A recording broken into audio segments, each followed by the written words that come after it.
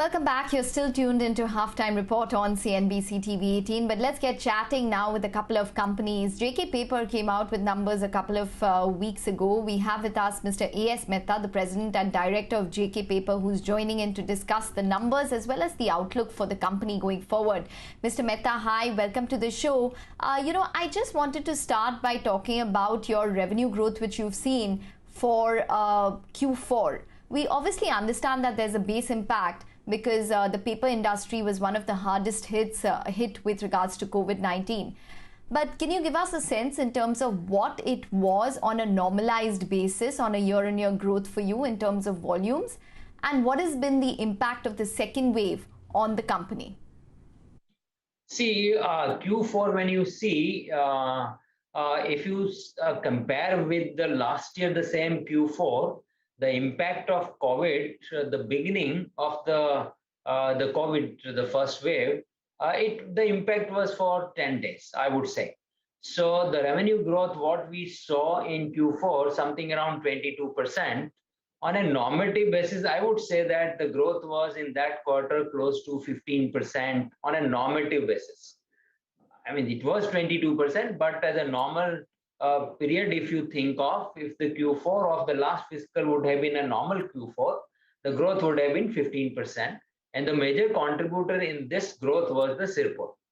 Because in the Q4, the Sirpur volume was close to 70% of the Sirpur capacity, which was not there in the Q4 of the last year. All right, Mr. Mehta, I wanted to touch upon Sirpur itself. So I'm just taking a look at the console minus standalone, and I'm getting a positive number. So that means that Sirpur broke even in the past quarter at 70% utilization levels? Yes, the Sirpur at a net profit level also, it was the first time the net profit from Sirpur. Okay, so on an operating basis, it turned positive, and you're saying even on a net profit basis, Sirpur has turned around. Y'all had made various efforts at the Sirpur unit. I think the quality, y'all had focused on various cost-cutting measures as well. And one such, aspect was y'all had put a new boiler out there. And that was expect to, result in some savings. Could you quantify per quarter or on a per annum basis, what is the savings you get on account of this new boiler? Go ahead, sir. You're right. In fact, the Q4, if you see the number of Sirpur, there was this partly impact of the new boiler. It was just a part impact because the boiler was it was just commissioned and it was an on and off going on. It was not a full impact, but going forward, the full impact of this new high efficiency boiler for the company is likely to be in the range of 30 crore to 35 crore on an annualized basis. Okay. I just wanted to, Mr. Mehta, touch upon pulp prices because they had shot up to around $700 per ton globally. What are they currently, and how exactly is it impacting the industry? I know y'all are far more integrated than the industry, but how is the industry impacted right now? What are the prices and what is the trajectory expected? Thank you. See, the pulp prices, in fact, at some point of time, it crossed $800 a ton, but that's not a sustainable pulp price level. Right now, also the pulp prices are in the same band of $780 to $800, and it may continue for some more time. But I mean, the going forward is not a sustainable prices because there is no way that the pulp prices can remain in that band. It is only a short the period it can sustain. Sustainable prices would be close to 600 plus minus $20-30. This is one. Yes, you're right. The A-grade paper mills in the country, most of the mills are fully integrated. But yes, there are some mills, they need the market pulp. In fact, we also, at one point of time, buying the market pulp for our packaging board plant. But now, more or less, we have our own pulp. So we are not impacted. But yes, when the global pulp prices are higher, then the consequential impact is on the paper prices. So to some extent, the higher pulp prices globally, the benefits the local industry to that extent. Okay, so y'all are managing to pass on these higher pulp prices. I know y'all are integrated, like I mentioned, and like you've said so as well. But is the industry managing to pass on these pulp prices? Because there was I think around a 3 to 7% average increase which has taken place across paper prices as of at least Q3. So what exactly is the incremental price rise that you've seen? How much can be passed through? And for pulp prices also, when do you expect it to probably revert back to, say, $400, $500 per ton? See, the paper prices, honestly, I must say that there is no direct connection between the local paper prices and the global pulp prices. Because the local pulp, is our cost of production. It has no connection with the global pulp prices. Yes, the coated paper, which is there's almost 45% is the imported in the country. So when the coated paper is imported, it has the bearing of the global pulp prices. So the local coated paper prices also moves in tandem with the imported coated prices. Okay. The local paper prices are predominantly driven by the demand and supply scenario. The last time, the first COVID impact, the paper prices dropped to close to 18 to 20% of the writing and printing paper. Okay. But it moved up when there was the recovery of demand. And now again, the paper prices are lower. In fact, there is a price drop of the writing printing paper after the second wave of COVID. So hopefully when the market is up, then again, there should be some price recovery. Okay. All right. Mr. Mehta, we were just talking about pulp prices.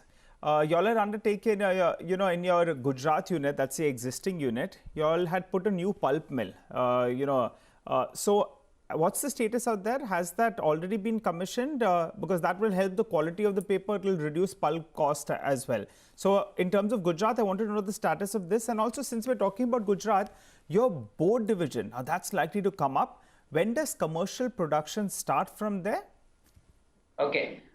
See, the Gujarat, this expansion, the whole project is close to 2,000 crore expansion project. I mean, this size of expansion is very rare in the domestic paper industry. Yes.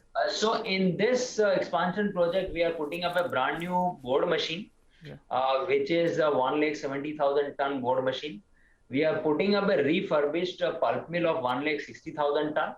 And also the high efficiency recovery boiler and a cold boiler.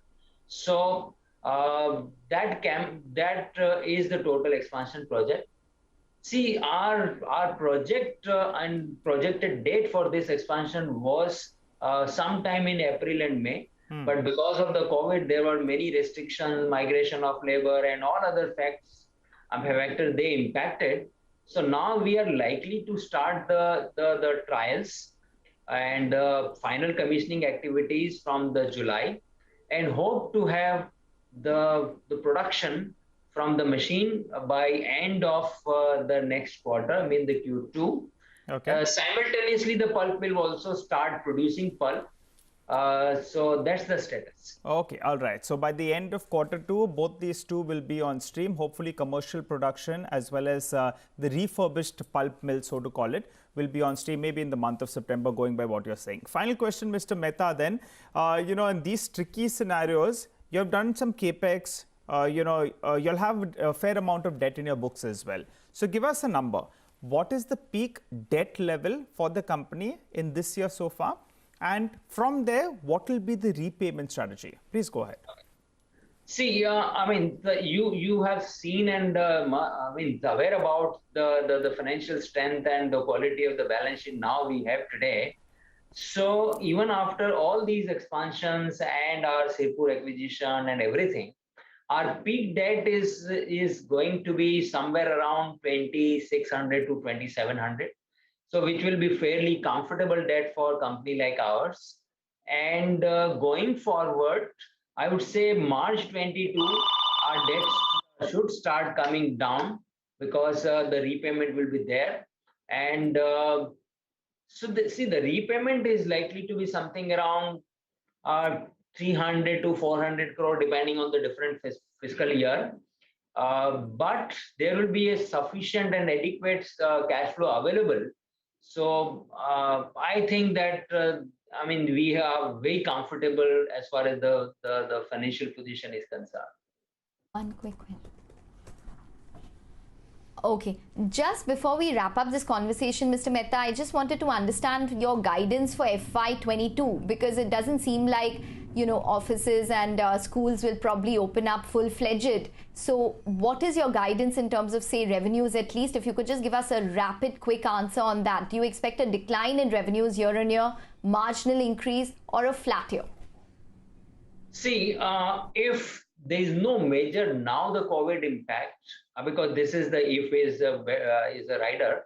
If the situation remains normal now and there is no major surge again, then I would say there would be an increase in revenue, because the last year 2021 was pretty bad for 6 months. And now, I mean, if you see the Q1 for this fiscal year is likely to be better than the last year Q1. So hopefully, I would say that there should be some revenue growth. The offices are likely to operate full-fledged. I mean, I'm sitting in the office today now, so most of the offices should start operating. Yes, school, colleges, there is still a question mark, but I mean, whether the students are at home or in the school, there will be paper consumption, because they will need the notebooks, they will need the books.